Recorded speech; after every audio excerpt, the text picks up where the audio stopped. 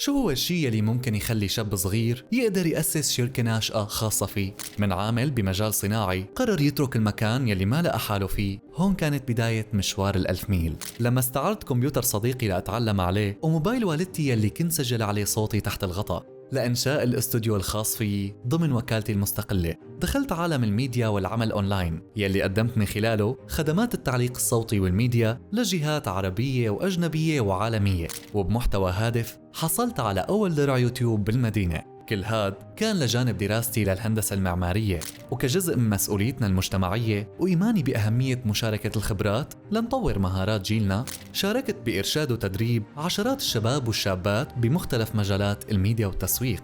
بعد سنوات من العمل المستمر على تقديم محتوى هادف باللغة العربية الفصحى وبدعم أهلي وأصدقائي، قدرت أحقق هذا النجاح بعيداً عن المحتوى الهابط لحتى أكون مؤثر حقيقي بمجتمعي. المحرك لكل هي المراحل كان الشغف يلي خلاني استمر بالسعي لحقق كل شيء، واستمر بالبحث عن رحلات جديدة لأكسب وشارك فيها خبراتي ووصل صوتي لكل العالم.